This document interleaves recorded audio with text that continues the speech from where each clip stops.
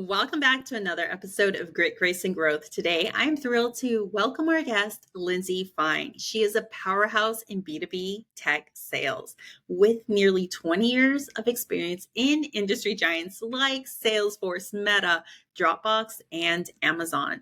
Lindsey has cultivated a deep passion for leadership and mentorship. Her journey is a testament to the transformative power of dedicated guidance, and she's now taking her passion to the next level with consulting for small businesses. Lindsey specializes in everything from sales strategy and CRM optimization and SEO and content creation, all tailored to help businesses thrive. Her profound understanding of market dynamics and customer needs. Lindsey excels at crafting high impact sales strategies, building top performing teams, and leveraging cutting edge technologies to optimize sales processes. In today's episode, Lindsey shares her insights on leadership, the importance of mentorship, and how she is helping small businesses implement the crucial elements they need to succeed. You don't want to miss this inspiring conversation. All right, guys, I had just shared with you my very special guest, Lindsey Fine. Thank you so much for joining this episode of Great Grace and Growth. I'm so excited to jump into our conversation this afternoon. Yeah, thank you so much for having me. I'm excited to chat. Well, I know that you've had an impressive career in B2B tech sales with roles that some of the biggest names in the industry. So I'm just going to jump into my questions right away because I know we don't have much time, but I have so many burning questions that I want to run by you. So can you start by sharing a moment from your journey where you trusted your gut and it played a critical role in a major decision in your career? Yeah, so in my last role, I came in, this was post pandemic, or I guess like still kind of, it was like beginning of or middle of 2022, and took on a role as a VP of sales in a company that had gone through some transitions and just merged two companies together. There was a lot of, selling in that time anyway was really, really difficult. And Mhm. there was a moment after I had been there for some time where I'd been tackling different initiatives and I felt like things were not going well. I was putting in all of the effort I had, and frankly, working around the clock, burnt out. I've got two young kids in elementary school, and really just like operating on autopilot. I started to feel like this was just not going to work. So my thought was Mhm. like, listen, why don't we make this? Why don't we have a graceful exit here, and why don't we have a conversation about how we can part ways? Because you know what, the reality is like Yeah.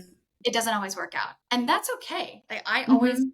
have found that everything I've learned, every experience has taught me something incredibly valuable. So Mhm. in this moment, I went to my boss and I just decided, I put time on his calendar, like CEO, and I just said, listen, I know what's going on. I can feel this. I can read this the room. I understand what's going on. Like, why don't we talk about how we can, gracefully exit? Mhm. And Laura, I've never felt like more powerful in my career Mhm. because that was what the plan was. And in fact, like that conversation turned into, well, we didn't want to do this before the holidays and all that stuff. And it's like, I don't care about that. Let's just address the elephant in the room and like, let's move on. Mhm. Okay. Not everything is going to work out. But it was Yes. in that moment that I said, I deserve better than this. I Mhm. deserve better than how I was being treated. Um, and that all of those things were impacting my personal life and my family life, which Mhm. doesn't work. Like that's a non-negotiable for me. Yeah. And I left this meeting knowing that I actively advocated for myself. And Mhm. while it was hard, and then that went on to be, an exit from an organization, it was the best thing that I have ever done. Yeah. I love that you share that too, because I know, as I just shared with you previously, right before we started recording, but it makes me think back to the position that I was in right before going full entrepreneurship that was just driving me crazy in the sense of pulling me in so many different directions. They were trying to figure out how they wanted to move forward. Mhm. And similar to yourself, I had two children and we knew that we wanted to add another one. And I just knew that with being gone at, early morning, late in the afternoons, always on my phone, travel, that this was just not the way. I was dissatisfied. I was unhappy. I was feeling burnt out. I was dreading Mondays more than ever before, type of thing. And similar, I had a conversation and I knew that it was a little bit of a ballsy conversation with my manager at the time because I was in the back of my mind is I'm not sure I'm going to have a job too much longer after Mhm. having this conversation. And then, as I shared, if I didn't quit when I did, that I probably wouldn't have been employed too much longer. But it's just going back in and tapping into your inner instincts sometimes and making those decisions for yourself because you know when something just isn't right or it's not going to work, or taking care of your mental health and yourself as well to be able Yep. to be present for those other things that are important for you in your life, your family. Yeah, Yeah. absolutely. And this was all around the holidays. This was right before the Hmm. holidays. This was the end of December. And Hmm. I, like it's such a precious time too. And I Yeah. could have spent that time during the holidays wondering what was going to happen when Yeah. I got back. And to your point, dreading the thought of going back in. Or, Hmm. it's like I could, before the holidays ever hit, just put my foot down and say, like, I recognize this and let's just have a conversation about, like, let's be human, right? Let's be Yeah. human. Let's acknowledge that this is like probably not going to work and move on. It's like Yeah. it's not it's when it's like it's not personal, it's business. And um I love that you shared that too, because you have to do that for yourself. No one else is going to. Hmm. And Yeah. what's also funny, Laura, is like I had these conversations and I told some of my close peers and friends and even some of my family members about this. And it was always Hmm. this thought that maybe, like I inherently might be a skeptic. And Hmm. so it's like maybe you're reading into things too much. And the Yeah. reality is like, no, I wasn't. I actually knew exactly what was going on and I stood up for myself. Yeah. And Yeah. going back to some of your leadership roles that you've had before, how did you incorporate your gut instincts then when guiding teams that you had led? Yeah, that's a great question. I've got a fun story about that one too. So Hmm. actually, during my time at Amazon, there was a tool, sort of like an initiative that my team in the mid market space wasn't really using. So it's basically like a way for us to identify target customers that could be a great fit. But what happened was it was typically used in the enterprise space. So I went to my leadership team, but because I had used it one time and I Hmm. found great success from it. And I went to my leadership team and I was really, really adamant about us using this tool in the mid market space. And I got a lot of pushback saying this is just for enterprise and the mid market companies are not going to be open to, running this kind of like project basically. And I stood by like what I thought my gut, trusted my gut, and I said I'm willing to put in the effort to prove that this is going to work. And so what I did, and I laugh about this a lot, and I've talked about this before, but Amazon was really big on docs. Like if you feel strongly about something, you write a doc that basically outlines all the risks, like what you're going to do, how you're going to measure success, and if you can do something like that effectively, they're willing to take a test and Yeah. try.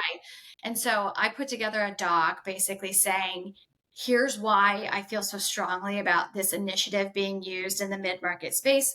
Here's how I'm going to test it. Here's how I'm going to measure it. And that initiative ended up turning into a measured KPI that our team had to use. Mhm. So it went exactly as I planned and was a great success and really proved that it wasn't a mid-market tool or it wasn't an enterprise tool. It could also be used by Yeah. mid-market. And I think that it would have been very easy for me in an organization like Amazon to just once one leader said to me I don't think that's going to work, for me to be like maybe Yeah. they're right. maybe they're right. They have more experience than I do. Um, and, like I always felt like I was challenged there and surrounded by the best of the best. And so it would have been really easy for me to just be like, you're right, never mind, forget it. But Yeah. I was really passionate about this and I felt really strongly. And it ended up doing exactly what I thought. And it became this like gold mine for that group. Hmm. So, that's another example. While it's not so much on like the personal side, Hmm. it's something that moved the needle from a business perspective, which Yeah. again, like I could have easily just ignored once someone said that's not going to work. But, I felt I knew what I'd seen it work. So yeah, that was kind of a cool experience as well. I love that story. Choosing to speak up and present that to them and having the reward of success at the end of that story as well. And, having that to showcase saying, I knew it was going to work. And here are my numbers, or here are the results from that. It's so rewarding. You made me think of a similar story as well. That was one of my biggest I say one of my biggest successes being when I was still on the employed side. So Mm, I was in the health insurance for nearly 20 years and I worked for the Blues, but I was at a third party administrator. And if you're familiar with anything in the health insurance side, it's a very antiquated industry overall. It's kind of like using the yeah. same ways that they've been using 40, 50, who knows how long ago. And Mm, one of the biggest things that I kept going and hearing from my clients and the brokers that I worked with is that you need technology. I would go back, I kept sitting on it and I would lose accounts and lose opportunities. And what I would get back is, well, you need something like United, you need some technology, or they would give me a number of companies that they were comparing to. So eventually I took on this project onto myself, and it probably sounded crazy at the time because I was taking on an unpaid project to put together what I thought was a case study of pulling together data to present to upper management mhm. the deliverables that this technology can offer, who's looking for it, all the companies that had it, or whatever it may be. And eventually got the approval to go work with uh, basically our tech side for them to build something in house, which started getting traction that they eventually outsourced it. And then eventually it started Wow. not just being an add on for clients or customers, because Mhm. we sold to employers for their employee benefits. It started being something that was automatically included in every plan that was sold because of the results that it was getting as well. So it was not just it fit that mold of what brokers were asking for on the technological side, the capabilities it had to help employers save money and claim costs year after year was so significant that it was driving claim costs down. So I That's was patting amazing. myself on the back and I was like, yay, Yeah. I'm just so proud of myself. And it was a story that I told end on end for years to come thereafter, because it was just such an achievement. I felt if I didn't step out of my comfort zone and decide to go present this to upper management, it would have definitely not gotten me to the number of sales or surpassing quota as I had, because it helped me Yeah. close more deals in the long run. So it was rewarding in that sense as well.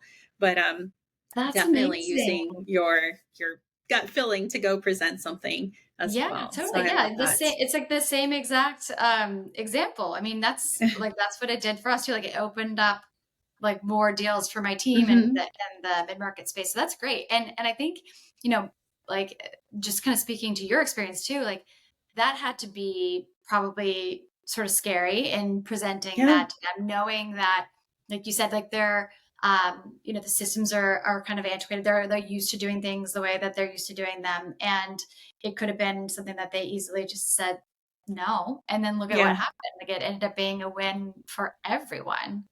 Yeah. So that's awesome. I love that. Exactly. Oh, thank you. Thank you.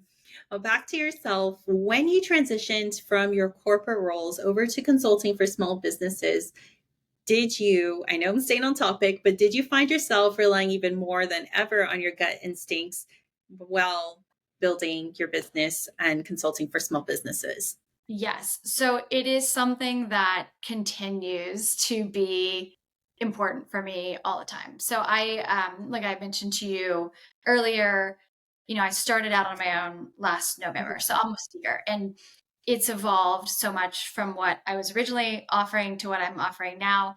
And a lot of that, I think in my early learnings with some of my early customers, there were some scenarios where I even questioned, is this actually like a great fit? Because this isn't, I'm I'm helping, but I Mhm. was also at this point where as after not kind of not working for last year, all of 2023, I took time off and was taking care of Yeah. some personal things and also just getting myself together after a long, a long time working, a lot of burnout, Yeah. and just really needing to like reset. Mhm. So imagine end of 2023 and not having had my salary for a year. It's like, okay, I've got to start Mhm. making some money. Um, but, and so kind of, in my earlier days, taking on a lot of projects that maybe I didn't really love, maybe I wasn't completely set up for, and knowing in the Mhm. back of my mind, like, this is probably not a great fit, but I also need money. So it's like this balance, Yeah. what I've done a lot recently, and I just was on vacation, so I did a lot of this then Mhm. too, is just really reflecting on, okay, I saw this in an early conversation with a customer, and I don't think that, I had the gut feeling that this wasn't a great fit. And the good news is unlike moving into a full-time role, you can say, hey, listen, we've done our work, Yeah. and I don't know that this is a great fit for either of us. Like, Mhm. there's no hard feelings, obviously, too. It's business, right? But um I have learned that when there are things that stand out, now I'm, open and candid and saying, this is not a great fit Yeah. for my skill set. And, kind of finding ways to direct them or give referrals to other people who, might be a better fit for that. So I think even just this early, or my experience in the past has given me the confidence to be able to candidly say, I don't think this is what you're looking for, and I don't think this is a great fit for my skill set. So why don't we let me see who I can help connect you to, because it's not in any way, it's there's a lot of time wasted, a lot of money, and so Yeah. it's like just being able to candidly say that, even when I know I'm I'm a solopreneur, so I'm not Yeah. getting a steady income it's like I'm Yes. out there trying to Yeah. find new business. So um, I think that just being able to have that conversation now is so much easier than it was Mhm. or would have been before. Yeah, I think that's great. I had a recent conversation with, I don't know if you know her, she's from the same networking group that we are both in, Amanda Novak, who I offered this light bulb moment to myself. And it was similar to what you're saying, that we are out there and we're building these businesses. And earlier on in those bootstrap days, we're taking on almost every opportunity sometimes that we can, because we are trying to establish our business. We're trying to grow them and scale them, but being able to realize early on when something isn't working and correcting that early on is so detrimental in the long term satisfaction of our business. And this was something that she was sharing with myself. And it was eye opening to myself, because I hadn't necessarily looked at it that way and felt, I'm out there doing anything and everything that I can to scale our business. Mhm. However, if you don't grow your business correctly from the beginning, then you can end up growing a business that you end up wanting to escape from still yourself, as you had wanted to from um, your corporate roles or whatever it may be. And so Yes, when she had shared that with me, I was like, that is so enlightening, because yes, I worked so hard to build this business. You don't want to, of course, there are going to be days you just don't feel like working, or you need a vacation or some time to for sure. get some mental space, of course, but I don't want to build a business that's successful, however, wanting to escape from it more than ever either. So it's Exactly. so great that you implement that, or realize that, and then implement those steps early on. I love that. Yes, That's great. absolutely. That's such a great point too. Yeah, the whole reason that we left that world is to not have Sunday Yes. scaries, right? And not have Yes. this, and it's true. And I spent my last week on vacation, and I didn't look at anything. I completely disconnected, and it was lovely. And I don't know that I could have done that in the past in corporate roles. I still would have been somewhat Yeah. connected. So I love that, the idea of being able to use this to build the Hmm. business that you want. Yeah. And similarly, so many people struggle with self doubt. I think it's something natural that we'll encounter a time or two, a handful of times in life, but especially when going against the grain or standing up for themselves. How have you overcome any of these challenges yourselves? And what tips would you be able to offer listeners in stepping out or overcoming self doubts when facing something new or challenging? That is such a great question. And I think, for lack of a better term or better kind of way of phrasing this, it's like just dig deep, honestly. Mhm. Dig deep and, ask yourself, does this align with what I want? So let's say, like, if it's a job, and you feel like, something like that is going to happen, or you want, or you're starting to have these second thoughts, it's like, write it down. Pros and Mhm. cons. Yeah. Here's what I love about this, and I'm a big believer in writing things out because it really does. Yes. I'm a visual person too, so seeing it written out is really powerful for me to be like, Mhm. here are all the things that are not working. Here are the things that are Mhm. working. Where's the balance, and what Mhm. side are we heavily skewed on? And I think even just seeing that really Yeah. puts things into perspective.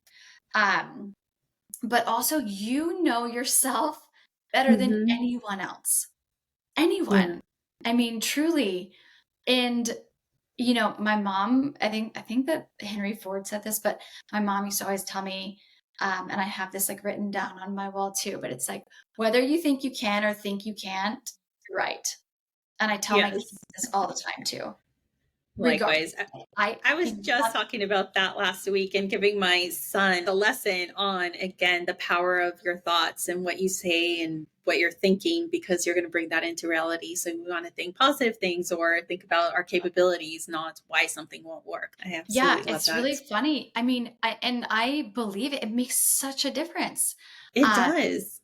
and just yesterday, so yesterday was the first day of school for my kids, Mhm. and I had to laugh because I had them hold the signs that said what grade they were in. I've got a first and a third grader, and my Mhm. son, and then it's like one of the sections is, what do you want to be when you grow up? And my son drew like a little stick person running, and he wrote Noah Lyles and from the Olympics, right? And then like my daughter wrote singer, and I was like singer, and she was like Taylor Swift, and I'm like great, like and she doesn't sing, so I don't know. She's got to start, but and my both my kids are in multiple sports, and I think that's also really great for building self confidence. But I love Mhm. that they both like went really big. I want to be Yeah. Noah Lyles when I grow up. I want to be Taylor Swift when I grow up. It's like Yeah. awesome, great. Like put your mind to it and you can do it, like Yeah.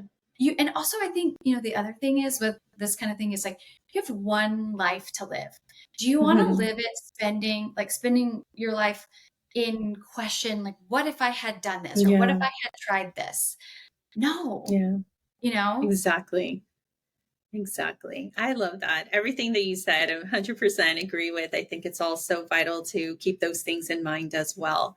It's so great. And Yeah. one of my last questions for you is, what advice would you give somebody early in their career, especially women, about trusting their gut instincts and advocating for themselves uh, in a corporate setting or work setting?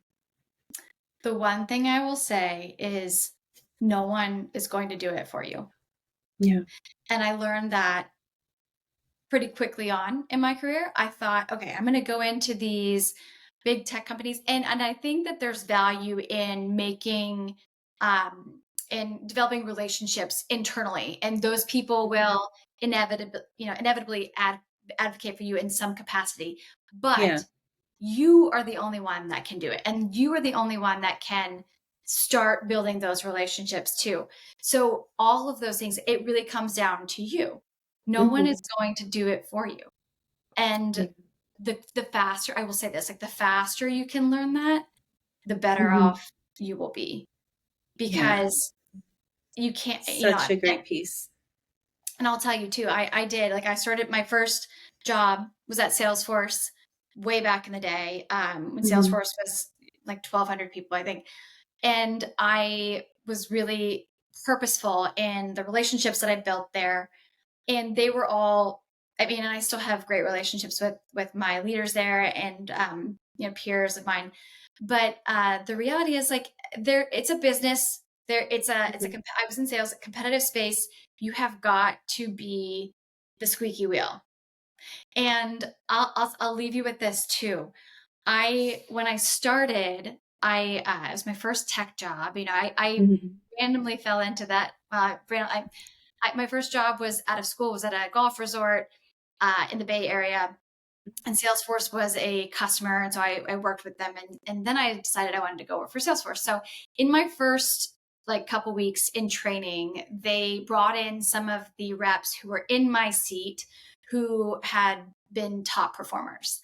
And they basically said, here are your top performers. They got promoted in this amount of time. They got, Wow. peak performers club, all these things. And I went to my director and I told her, I'm going to be one of your top performers. Mhm. And I was, and like, Mhm. I think it's just like even saying that and like believing it, like you Mhm. have to you're your biggest advocate and you always will be. No Yeah. one else is going to do it for you. Yeah. Such a great piece of advice. Thank you for sharing that. I love it. And now I know I'll include it in the show notes, but can you share with everybody where they can find you? Most actively on LinkedIn. That's Okay. where I do most everything. I feel like I'm on LinkedIn more than Mhm. anything else. The other socials have taken a back seat in the recent days, but LinkedIn is the best place. Okay. Yeah, great. Definitely will include that in the show notes so no one will have any trouble finding you. And other than that, Lindsay, thank you so much for joining me on this episode of Great Grace and Growth. This has been a lovely conversation. And I Likewise. can't wait to see all the wonderful things that your consulting business does in the future. Thank you so much. Thank you for having me. It was really great chatting with you. Likewise, thank you so much. Bye bye. Bye.